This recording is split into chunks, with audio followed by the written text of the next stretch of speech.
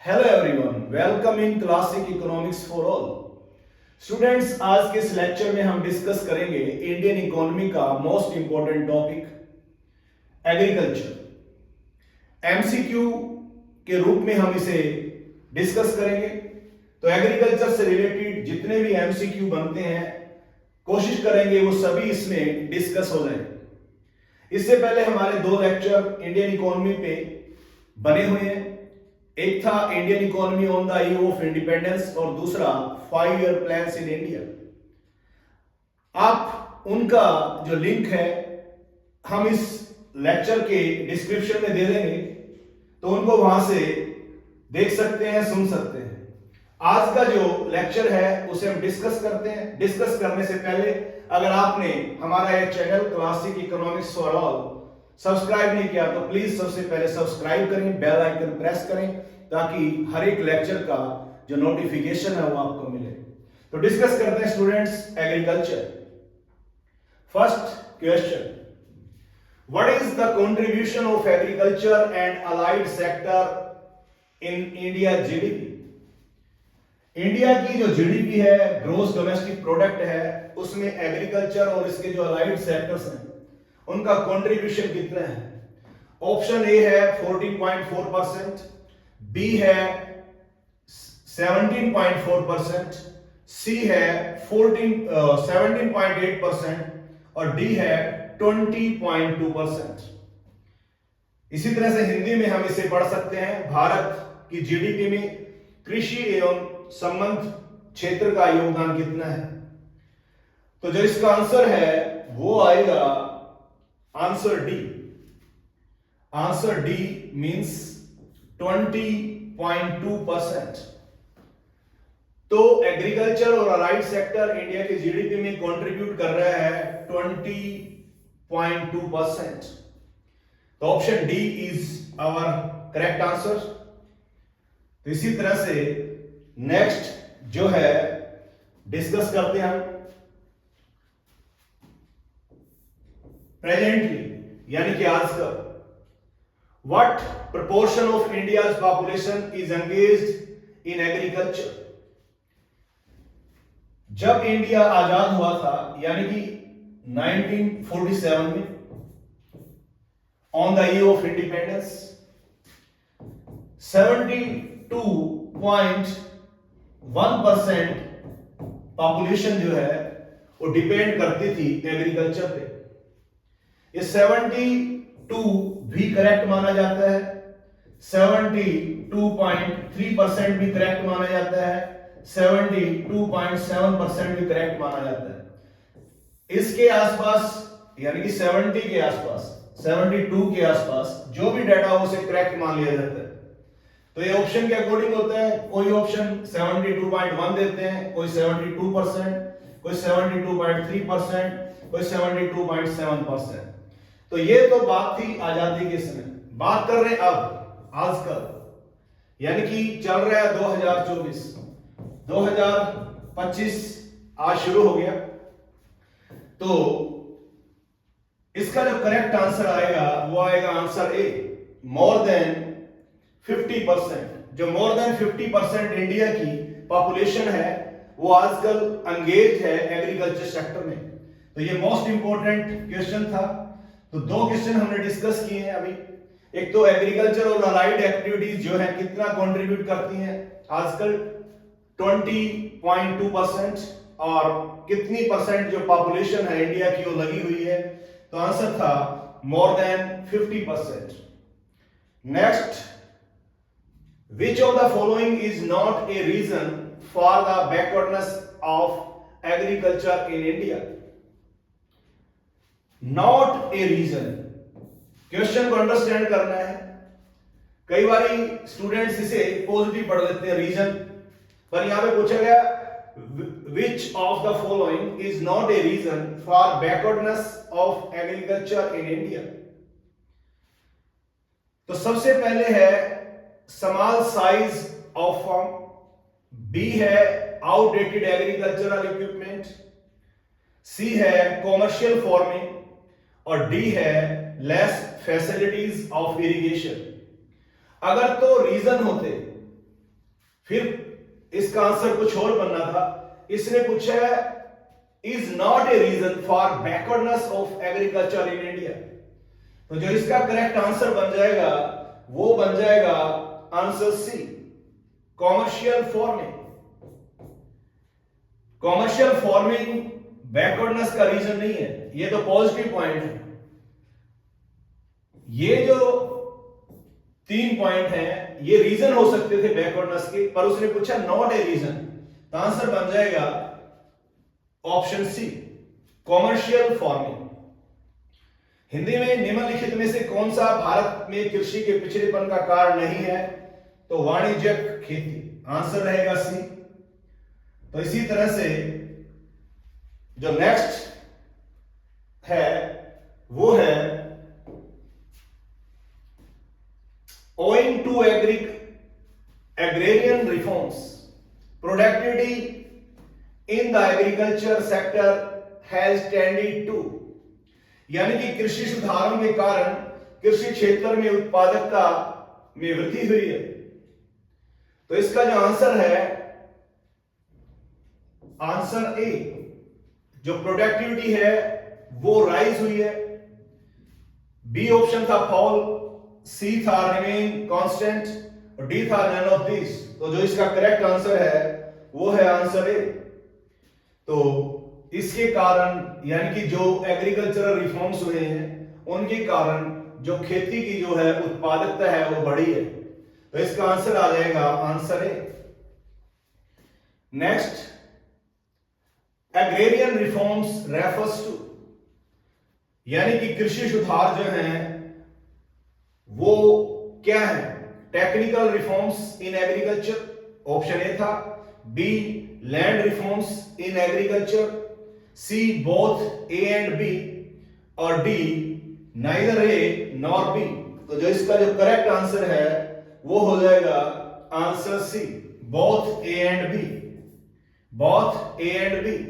Agrarian reforms refers to technical reforms in agriculture as well as land reforms in agriculture. तो जो इसका correct answer हो जाएगा answer C, both A and B. तो ये है इसका करेक्ट आंसर। नेक्स्ट आगे बढ़ते हैं। Consolidation of holdings refers to, consolidation of holdings,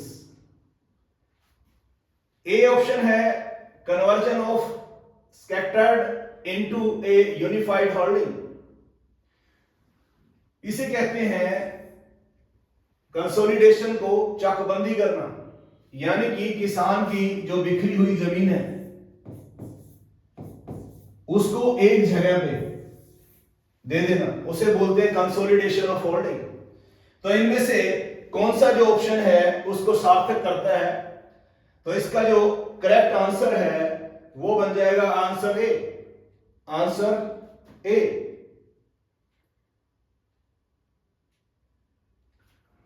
तो इसका जो आंसर है कंसोलिडेशन ऑफ होल्डिंग का वो बन जाएगा आंसर ए।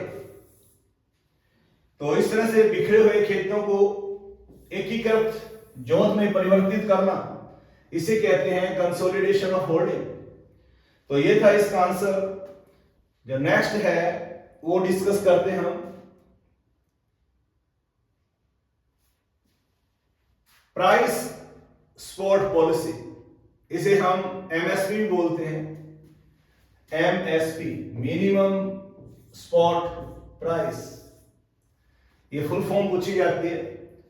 तो उससे रिलेटेड क्वेश्चन है। Price support policy focus on stability of farm output, high price of farm output, stability of income from farming और स्टेबिलिटी ऑफ फार्म प्रोडक्टिविटी।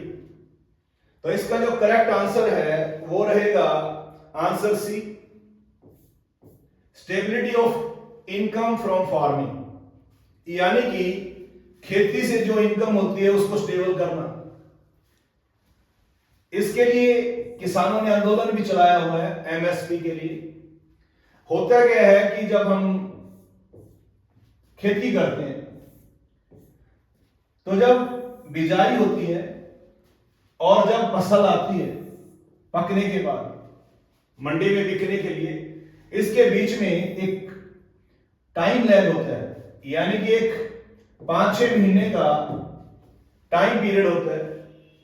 किसान जो है जब फसल उगाता है तो उसकी लागत जैसे सीड्स के रूप में, फर्टिलाइजर्स के रूप में, इंसेक्टिसाइड, पेस्टिसाइड और बहुत सारा खर्चा डीजल का वो कर चुका होता है। जब फसल आती है तो अगर उसे बाजार में जितनी उसकी लागत है उससे ज्यादा प्राइस ना मिले तो ये उसके लिए एक बहुत चिंता की बात है, उसके लिए घाटे का सौदा है। तो इसीलिए किसान ये मांग करते हैं कि हमें एमएसपी दिया जाए, यानी कि जब हम आज बिजाई कर रहे हैं फसल की, उसी टाइम हमें पता हो कि हमारी जो मान लो गेहूं है वो 2500 रुपए क्विंटल के हिसाब से सरकार परचेज कर लेगी हमारे से। तो इससे क्या है कि एग्रीकल्चर में प्राइस से रिलेटेड जो अनसर्टेनिटी है, अनिश्चितता है, वो खत्म हो जाती है। तो ये अगर मान लो दी जाए एमएसपी, तो इससे किसान की जो स्टेबिलिटी आएगी उसकी इनकम में। तो ये मोस्ट इंपॉर्टेंट क्वेश्चन था, price support policy focus on. तो stability of income from farming, option C इसका आंसर था। आगे बढ़ते हैं। Use of chemical fertilisers has led to, answer A है राइज इन फॉलोइंग, बी है फॉलिंग फॉलोइंग, सी है rise in gross area under cultivation और डी है बोथ बी एंड सी। तो जो इसका करेक्ट आंसर है वो रहेगा आंसर डी।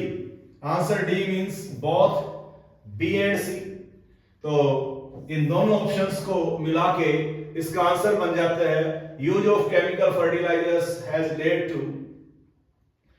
तो इसका आंसर रहेगा डी। तो आंसर रहेगा D, both B and C. Next, which of the following is a technical reform under the new agricultural strategy in agriculture in India? जो इंडिया में न्यू एग्रीकल्चर स्ट्रेटेजी बनाई गई थी वो बनी थी 2000 में। तो ये जो है क्वेश्चन बन जाता है जीके का, which of the following is a technical reform under the new agriculture strategy in agriculture in India?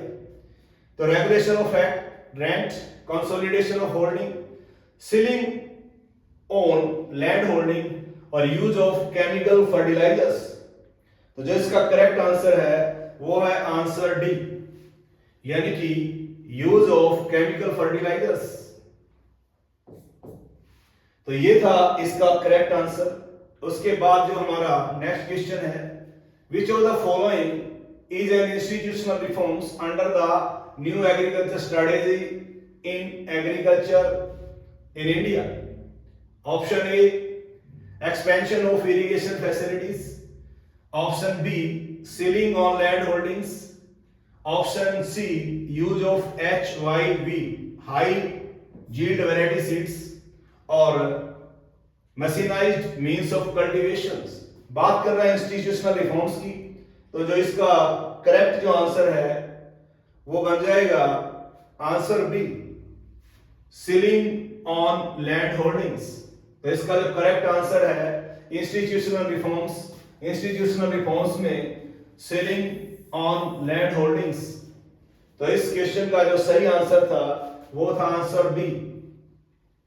Next, green revolution in India is characterized by the following: spot in crop productivity, substantial rise in acre यानी कि जो per hectare productivity है वो rise हो जाए, self sufficiency इन food grains production और all of this. तो जो इसका करेक्ट आंसर है वो रहेगा डी, ऑल ऑफ दिस। ये सभी इसकी मुख्य विशेषताएं। तो इस तरह से इसका जो आंसर था वो था answer D. Next, development of agriculture is most important for success of plans, who said this it? तो इसका जो आंसर है वो है answer A, planning commission. B option था जवाहरलाल नेहरू, सी था लाल बहादुर शास्त्री, डी था इंदिरा गांधी। बहुत सारे स्टूडेंट्स ये सोचते होंगे कि ये बात किसी व्यक्ति ने कही होगी, व्यक्ति विशेष ने, पर ऐसा नहीं है। इसका जो आंसर है वो आएगा प्लानिंग कमीशन। तो जो इसका करेक्ट आंसर है वो है आंसर ए। तो इस तरह से ये इंपॉर्टेंट कोटेशन है। नेक्स्ट जो है, what was the share of agriculture in GDP in 1951-52। 1951-52 की बात कर रहा है। जीडीपी में एग्रीकल्चर कितना कंट्रीब्यूट करती थी? तो इसमें ए है 39%, बी है 49%, सी है 59%, डी है 75%। तो इसका जो करेक्ट आंसर है वो है ऑप्शन बी 49%। अगर 50% होता तो ये भी करेक्ट माना जाता। तो 1951 में एग्रीकल्चर कंट्रीब्यूट करती थी 49%। तो इसका आंसर जो है वो बी है, वो करेक्ट है। नेक्स्ट जो है, how can the agriculture produce transport from one place to another? By railway, by road, C है बाय वाटरवेज और डी है by all of the threes. तो इसका जो करेक्ट आंसर रहेगा वो रहेगा आंसर डी, यानी कि इन तीनों के जरिए से ही एग्रीकल्चर के जो प्रोडक्ट्स हैं वो ट्रांसपोर्ट होते हैं वन प्लेस टू अनदर। तो इस तरह से इसका जो आंसर था वो था answer D. Next, what are the reason responsible for backwardness of Indian agriculture? Indian agriculture की जो पिछड़ापन है, बैकवर्डनेस है, उसके लिए कौन कौन से कारण जिम्मेवार है?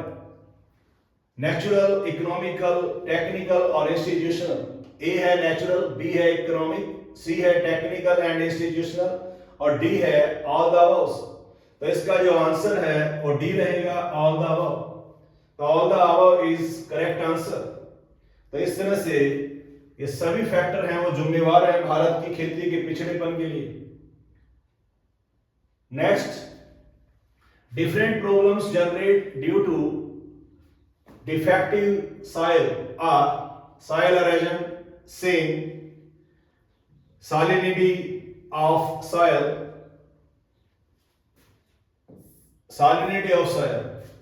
यानी कि मिट्टी में लवणता, सॉल्टी हो जाती है मिट्टी।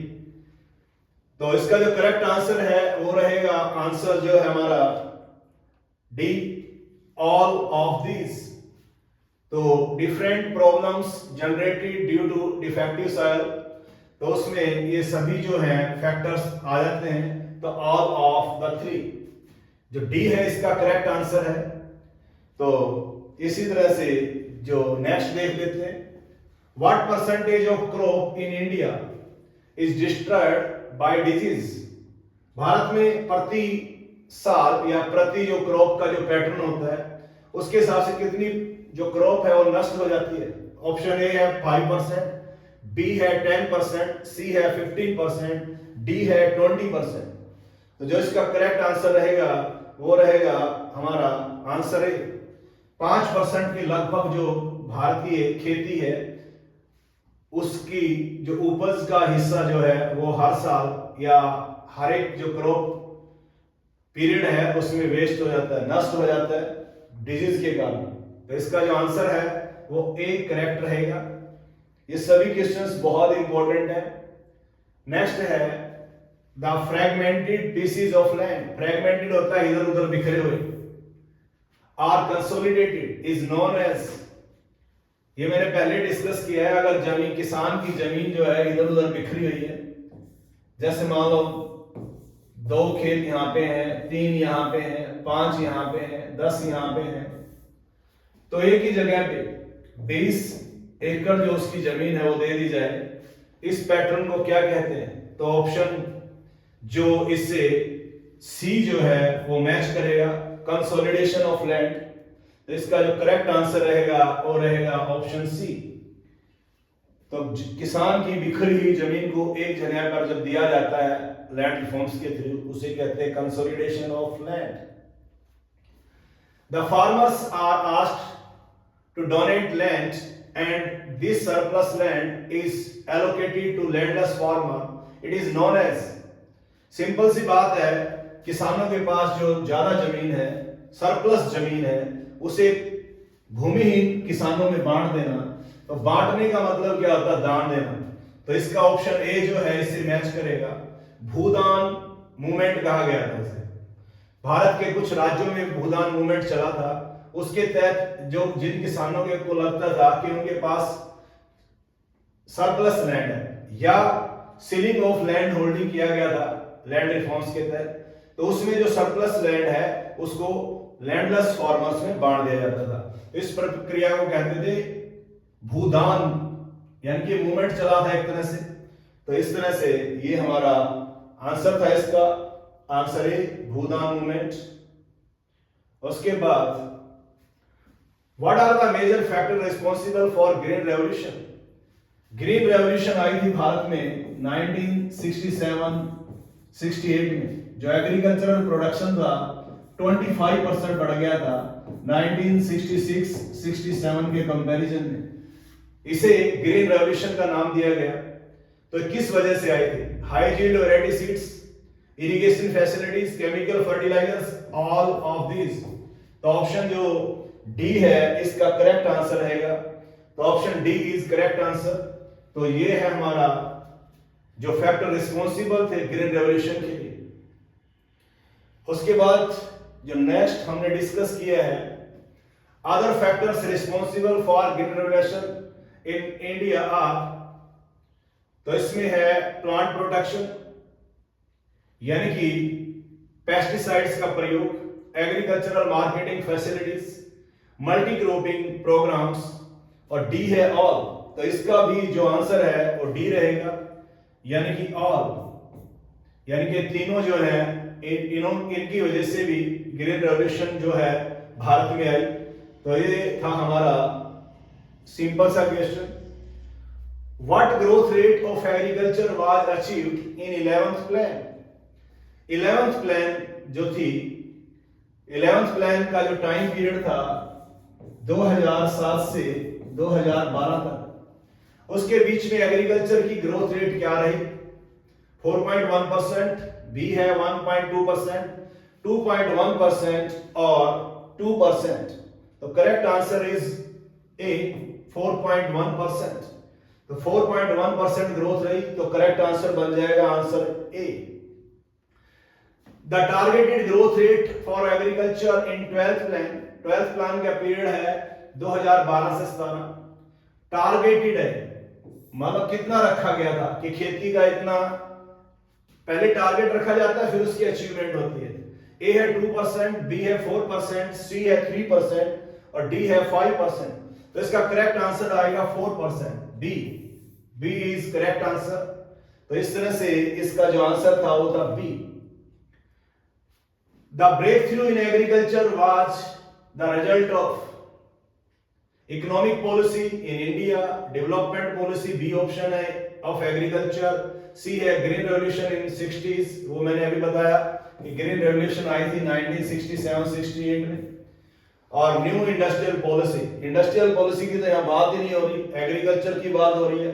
तो जो इसका करेक्ट आंसर जो रहेगा वो रहेगा आंसर सी।